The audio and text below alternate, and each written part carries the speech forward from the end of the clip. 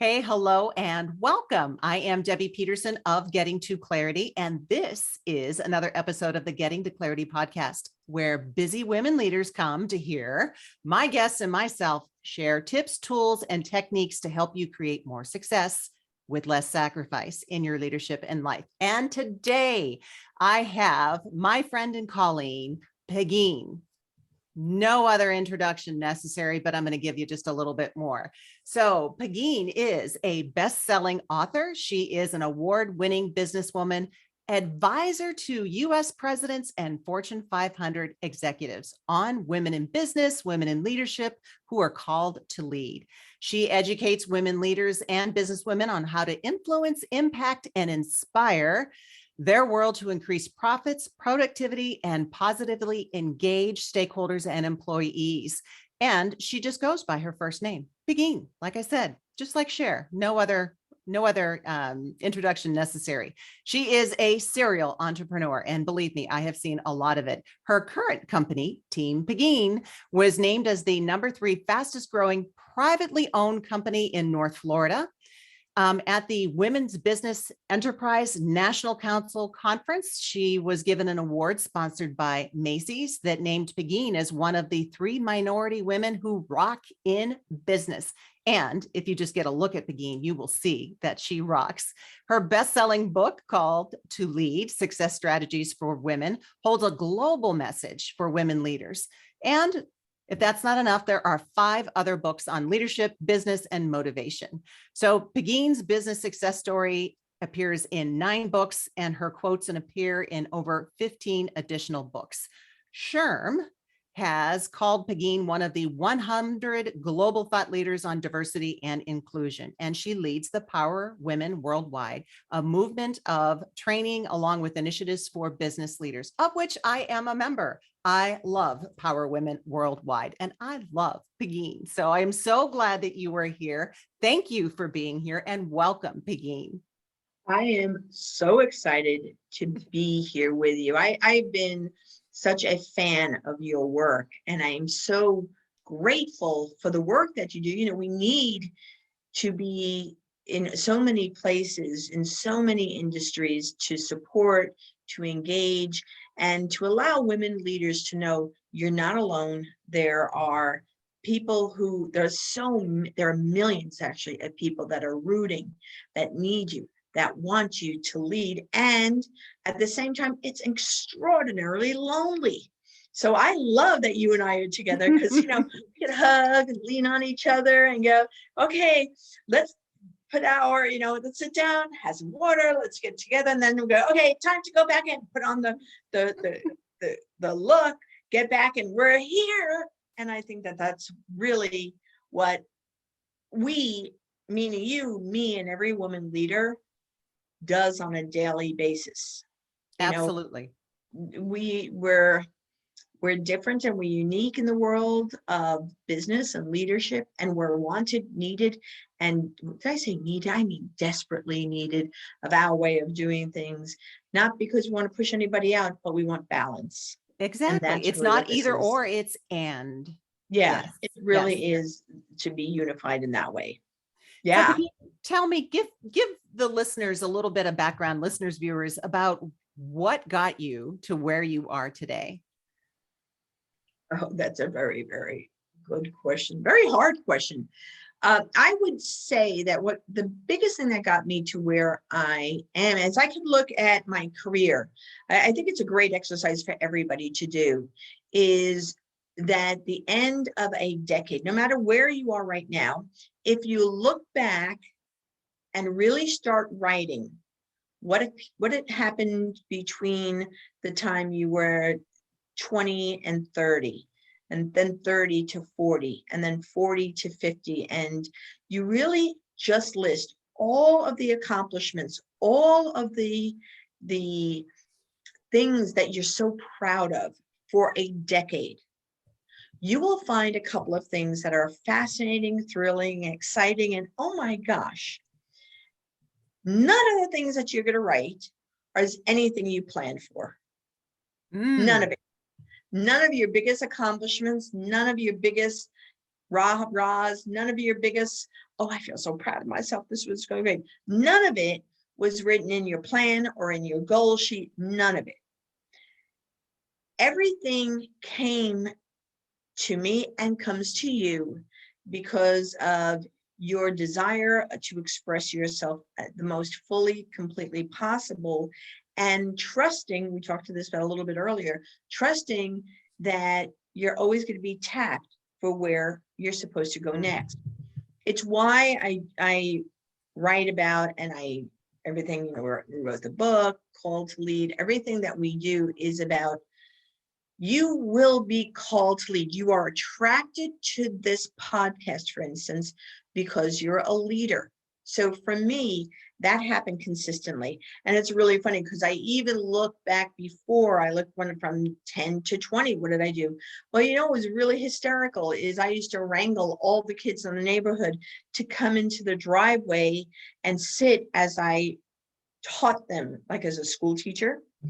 And I had a blast in that. And then, as much as I had a story of turmoil and I break out the violin, I also had these incredible accomplishments. And when I mean break out the violin, trust me, my life was a unique experience as a teenager. Yes, it was. Right. But what I learned, and it took me years, is when I started doing this work of, so what happened in the decade? I was like, wait a minute, but in spite of that, I still, was first chair of the Bronx Orchestra playing the clarinet. I didn't even remember that until I did this work. I still was raising my hand and being involved in different organizations. And then in my that 20 to 30, I went off to live in Spain, and I opened 2 businesses in Spain on my own. I came back and I started as receptionist and worked my way up to national sales manager for a major corporation, and then director of operations for a major corporation, and then president of sales for a large direct selling company at that point. And then, I decided to do something silly like have kids. And that became, because of the work that I was doing and the things that I was learning and the things that was going, that decade from 30 to 40 became something of combining, unbeknownst to me. Back early when I was in Spain, I couldn't find a job anywhere because I'm not a Spanish citizen, and you have to prove, why are you special? So nobody would hire me. My mom had been a school teacher. I had been a paraprofessional in nursery schools and early childhood centers. So I decided back then to open the first bilingual nursery school. I had no clue what I was doing. But then I ended up opening 3 of those. Well, years later, when I had kids, of course I had this knowledge. And I would go to these mommy me things that we all do, like after work. I would come home and take them to mommy and me. And I just started spouting things. Well, one of the mothers said, oh, nobody is writing like that. I'm going to connect with you so you could start writing about parenting. And it was parenting for professionals, which was, And it was your how voice. do you be Yeah. And I was like, I don't know what you're talking about. Had no clue. Well, that led to me writing columns. And then I was asked to be in a couple of other books about parenting. And, all of that evolved. And then I began to talk about my work on behalf of women. Everything has always been everything, which was not, if you had asked me, are you going to be a women's leadership expert? First up, I would have said, I don't even know what you're talking about. But it's fascinating to look at my whole career, from opening a nursery school. So I was working with women who are professional women dropping off their kids all the time.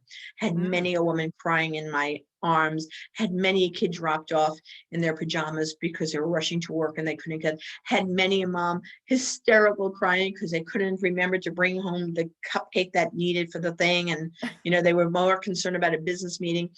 I didn't realize that was an education piece for me of where I was going. And then later on in life, how I ran a support center and started working with women in leadership.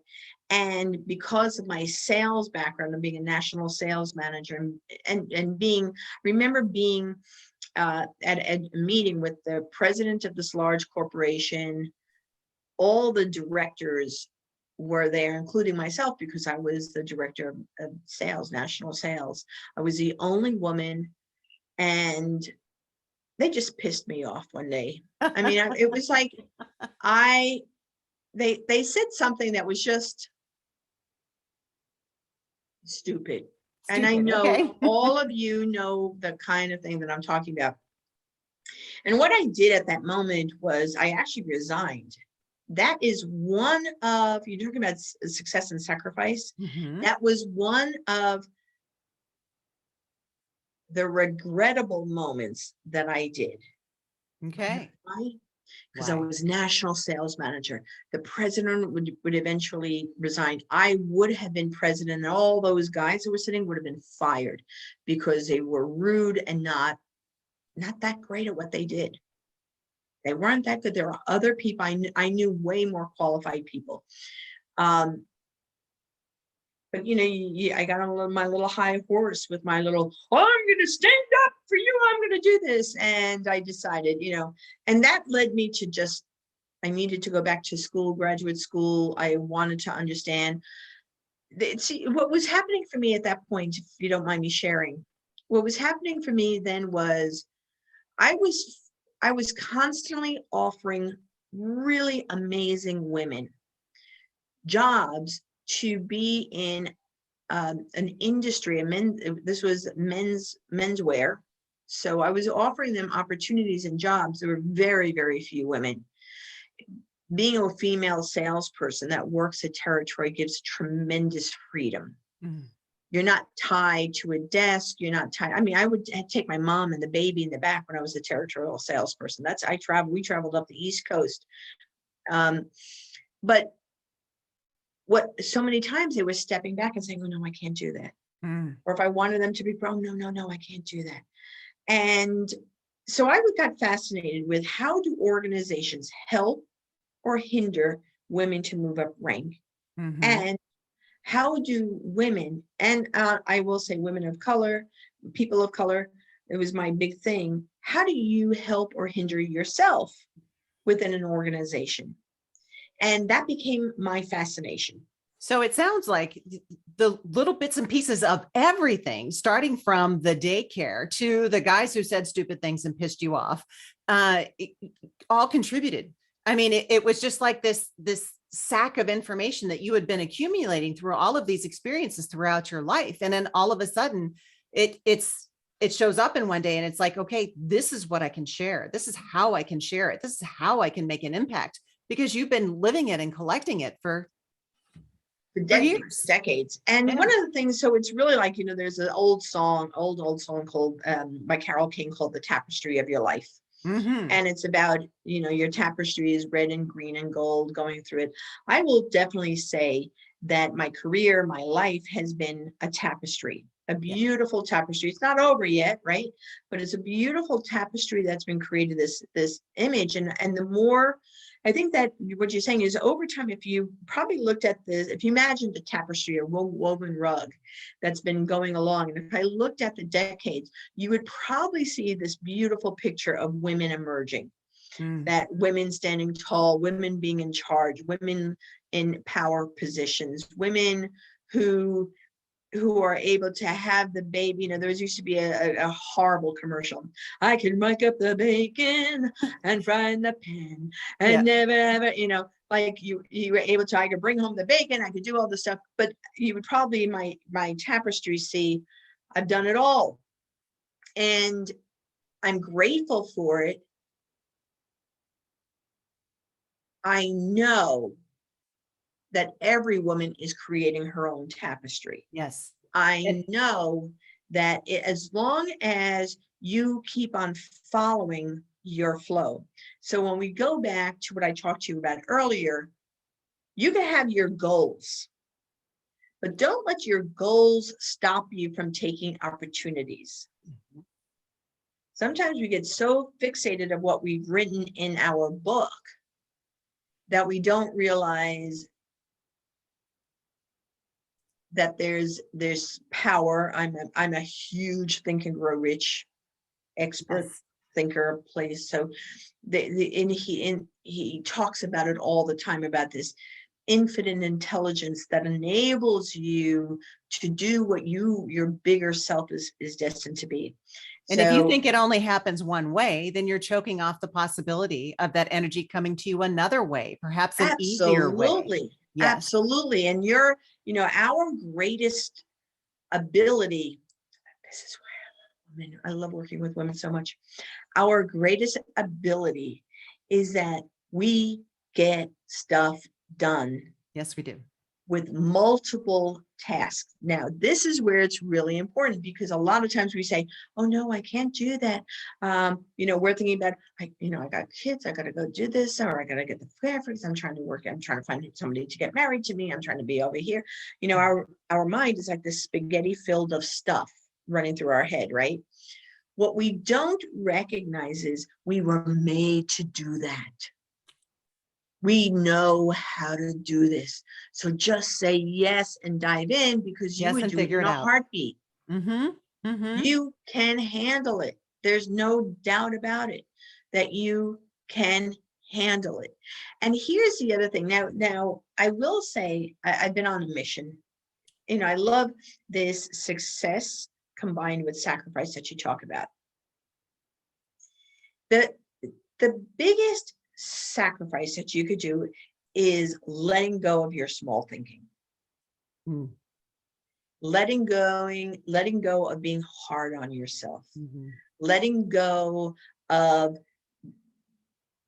generational messages, ancestral messages that say that's not what a woman does. You can't do that. Those stories. And they don't serve you anymore. Down, and they don't serve you, and you need to let them. So that's it. People don't realize you're holding on to that stuff. You got to let that stuff go. Yeah. Because success oftentimes for women doesn't look like success in a patriarchal society. Right. I was just talking to one of my coaching clients who happens to be a guy. I mean, he's just like overwhelmed. The guy bought a jet, and this other guy bought a Lamborghini car, and oh my gosh, and I'm thinking, it's a freaking car and it's a freaking plane. What really? In my mind, it's a hole in the sky into which one pours money. Like now, and that's not what success for me is. Well, let me ask you that. What is success according to Pegine? So success. So I have 5 things: physical, emotional, spiritual, intellectual, and fiscal. So I look at success as these 5 areas. Okay. So physical is, of course, how am I taking care of myself? Not only how am I physically taking care of myself about what I'm eating, but and I'm going to talk specifically about work. All right. Am I physically taking care of myself at work? So am I going to meetings where there's a lot of alcohol and I don't like alcohol? Am I going to those meetings because I feel like I have to, and it's my head into a game that they're thinking that they're watching me? I'm a vegan, right? So physically, if I'm going to a meeting, am I taking care of my physical needs in those meetings so that I'm having the food that I deserve to have and I want to have for myself? And I'm not compromising my physicalness in order to do my job, right? So emotional. Am I feeling emotional? Am I having my emotional success? So I told you earlier that for me, I have 3 key pieces about my success from an emotional state. I have to feel freedom. I have to be free. I want to be free to be me. I want to express me. I'm going to show up. So, when I've spoken to, for instance, banking, like, when you go to banking industry, like you're in the banking industry, this is me, and I'm not going to change with you. I've had times where somebody has said, can you take it down? No, you're hiring me because you want authenticity and you want truth and you want this is what power, I bring. And this is what I bring. The second thing is orgasmic.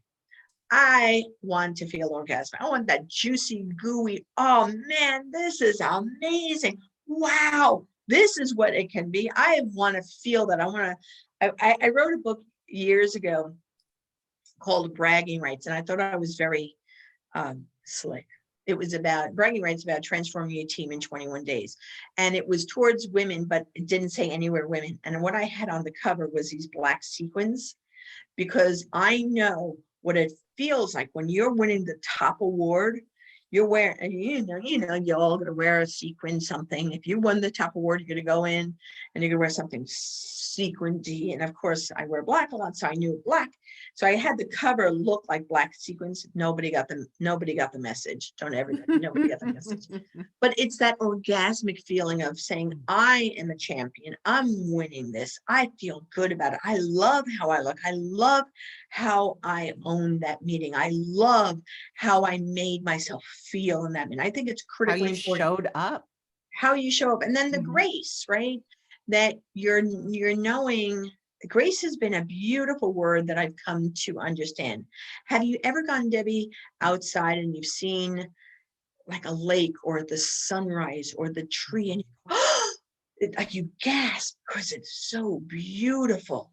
Or like you're looking at your grandchild and you look at their face and you just gasp at how much you can love someone, that you can be in awe of somewhere.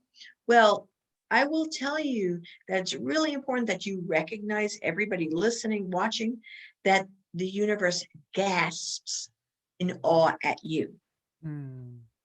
is gasping at, oh gosh, Debbie, how beautiful you are, the way you speak, the way you do your work, how you show up. So are you embracing yourself in grace? So that's emotional, right? So physical, Mhm. emotional, spiritual.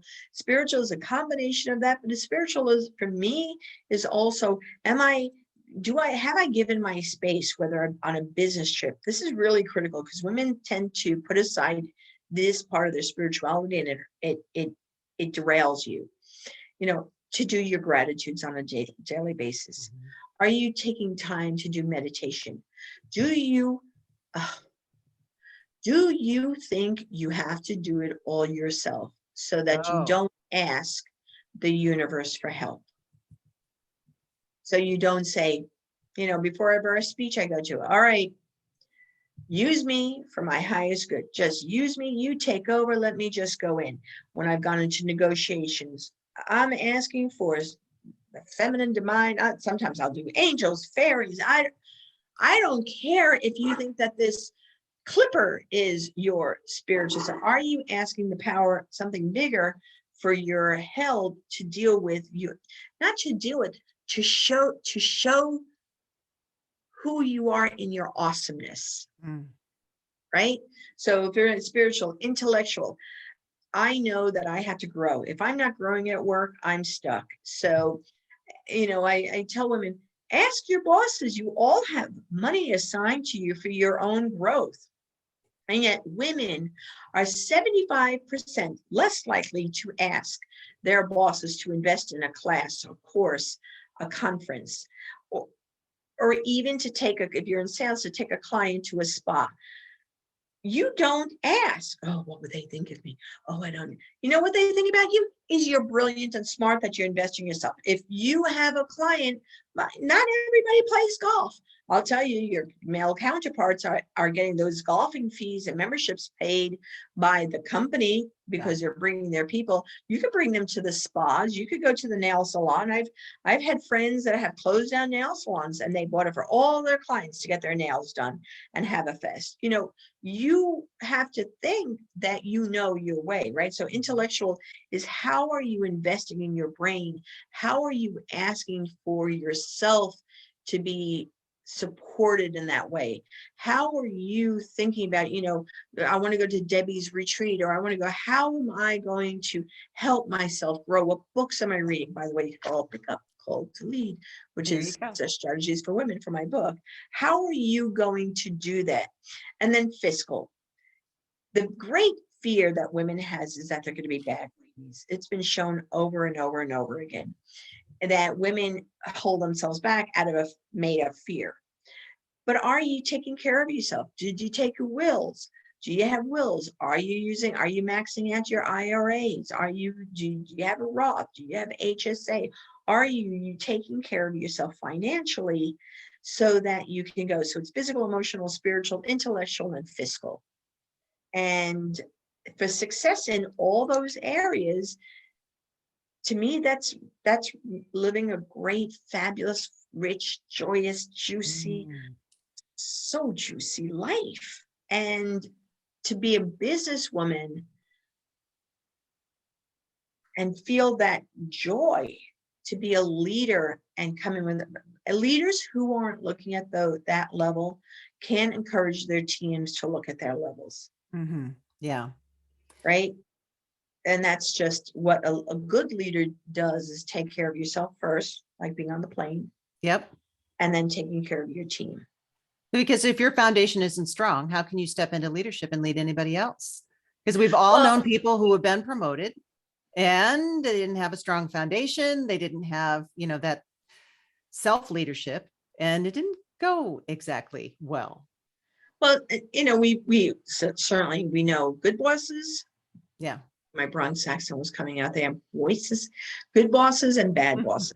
And the challenge that happens is, especially if they're at a manager level, not yet at a director level, there aren't a lot of programs available to support you in growing in your leadership piece. And if your leader or yours doesn't have access to that, you have to go out. Right. That and find it and make the ask. Invest in yourself. Right. Which is why, women's leadership experts are so critically important, because I think that women, to feel successful, to really have a chance to assess the sacrifice, because left unto our own, sometimes what we do is we make sacrifices that are sabotages. Yeah. And we call them sacrifices, when what they really are is you're sabotaging your own success. And so for instance, a woman I know, she had been given a promotion, offered a promotion, and the decision for her was she had to move to another city. Her kids were established in their school. Her husband was established in his career. They couldn't go. And the discussion that they had was, how long would this position be? Right. And they did a lot of research. And they found that most people only stay 3 years and they're put back to, she could request to go back. But the experience of that position would increase her pay, would increase her value, would increase her promotionability. And she and her husband and the kids, they all sat down and recognized, we can make this work. She also went to the company and said, I'm going to sacrifice my family time by living here. Can you make sure that I'm given enough transportation money so I could go back and forth to see my family? So she made an educated decision. She made an educated decision, yes, rather than an emotional sabotage that said, no, this wouldn't work. Because that's sometimes our own ego. I have to be the one to do the peanut butter and jelly sandwiches in the morning. No, your husband he could do that. I need to be the one to go and kiss him at night. Yes, I agree. That's a great thing. But you can also make other traditions that only you do with your kids. And 3 years goes really, really fast. And it was only for a specific period of time. And that's kind of the point. A lot of times when we sacrifice, we're just letting it happen. We're not choosing something. We're not saying, okay, I know I'm sacrificing this and I'm doing it with intention because I know what the outcome is and I know what the period of time is. And I've had the conversation with my family and they all understand. Instead, you stop yourself before even going there and saying, there's no way I could do that. My kids are still home. And so that's an interesting story. Very illuminating. it also goes back to like finances. And I just, I made a lot of money when I was younger, and I saved jack squat. And I laugh at, I look back and I go, what were you thinking? But at that moment, I actually thought, and this was a crazy thought when I look back at now, I go, what was I thinking? I was thinking that you needed a big sum of money to be saved, like in some container, and then you could save it. It never, ever. So, I mean, seriously. So I was imagining that I would have to have, I'll just say, $5,000, and then I could save it, and then I could invest it, right? Well, $5,000, and let's go $60 for dinner. Let's look at that outfit for $200. $5,000, $200. Well, this is not a big deal. So what was I doing was spending this money and never putting it aside to have that $5,000 because my mind was made. I had this mindset of I couldn't do it with just $25. Yeah. And so it wasn't enough to make an impact. It wasn't. I but didn't it was. know. I didn't know. And this is one of the things that I think is really important when we talk about sacrifice and success. And I'll answer any other question. Is success really comes in very small itty bitty bites. Success isn't the big enchilada, right? It's not the big, I talked to you about my other coaching client, Mel, who wanted, to talk about the Lamborghini. It really isn't, it doesn't happen like that. It happened by little success points. And I think that sometimes as women, we do not, well, not sometimes I know, because I've worked with thousands of women. We tend not to applaud our little successes. We tend not to tell the world about them. We tend, when somebody says, how are you? We'll either go into, oh, let me tell you how I am. Or we won't tell about the success because we don't want to sound like we're bragging. That's a story that's been ingrained. That is a generational story. Little girls should be quiet. Little girls should be, but we are asking because we really do want to know. Everybody loves hanging around somebody who's a success. So you want to share. I love that exercise that you shared about looking at your life in 10-year increments and really, what were those successes that were in there, and probably not planned. It wasn't on your bucket list. It wasn't something you wanted to do. It was an opportunity that presented itself, and you said yes. Yes. Well, here's one of the things that I'll share something for myself that just came up literally in the last 3 months. So I hired a coach. I think that all women need coaches. I've had two this year. I've had 2 coaches that I've been working with.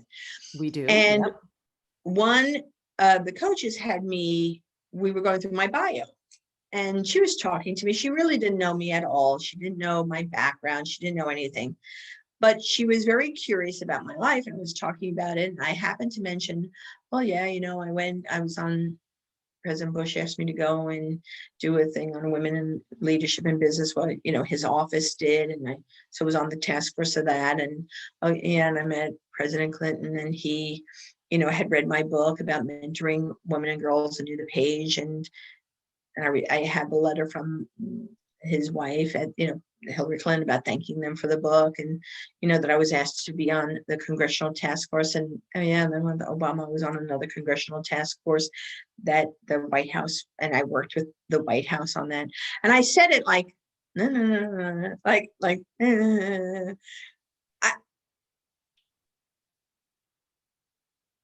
didn't put any back. I mean, it was just like, yeah, it happened. Yeah. And she goes, what? How come you don't say that anywhere? I'm like, And it goes back to that, that self-promoting. What was the word that you used before, when we were talking about the videos, and we label it that way. Well, And yeah, we don't want to do brag. We don't want to right. brag. We don't want to self-promote. We don't want to make ourselves be perceived, right? We hate being perceived that we're like all that, right? Yeah. And yet we love women who are all that. Yeah. So, and we're very careful about it, right? So it's been really interesting to me to watch some of the women that, in media, that some are loved because of how they're showing up all the time. So like Jennifer Lopez, right? Yeah. I'll give you an example. People are like, oh my God, Jennifer Lopez, and people are watching her. Now she's doing all this promotion. Like she must have a team of promoting people. It's okay for her. Yeah. But how she promotes herself is there's a pieces of vulnerability, there's a piece of humility that's still out there, as opposed to others that we will say like, oof, we don't want to look like that. Or like I was telling you earlier about the videos, so that Yeah. I don't want to be like narcissistic. Right. Right. And of course you're not. We need The to promote. difference is what's the facts, Jack? What did you factually do? What are you factually creating? What have you factually have accomplished? And that's very different. That wasn't me. That very different to be able to do that, to say, to just say it that way, Yeah. to say, no, This is the fact. This is what I've done. It's just the yeah. facts. And I would love, speaking of promotion, you to share how the viewers, the listeners can find out more about you and what you do, where they can connect with you. Would you share how they can do that? Sure. So there's two ways. First, just go to powerwomenworldwide.com. That leads to my Power Women Worldwide page, where you'll learn about the courses and classes and everything we do for both women in business, women in leadership, and it leads to my keynote speaking. So I speak to women's groups all over the world, and men and women. I mean, we just do that. And I have a new book called Called to Lead, Success Strategies for Women. And what I love about this is I pulled together 18 global leaders. So we have women from all over the world who really are giving some insightful pieces about their experience of leadership. The other piece that I would say is I have something called Pegine, Pegine.club, CLUB, Pegine.club. If you like the way I speak, if you find myself being influential, impactful, motivating, inspiring to you, and you would love to share a cup of coffee with me, you could join the Pegine.club, and every day you get a daily motivational, inspirational message specifically on business, motivation, confidence, leadership, and business, and it's only $7 a month. So that's a great way to stay connected. Oh, a fabulous way. Pegine, I can't thank you enough for being here today, to sharing your insights about women in leadership and those who aspire to be, about success and sacrifice. So I so appreciate you, and I hope that all of you enjoyed listening to Pegine and her tips and tools. And until the next time, here is wishing all of you the clarity you deserve. Bye-bye for now. Take care.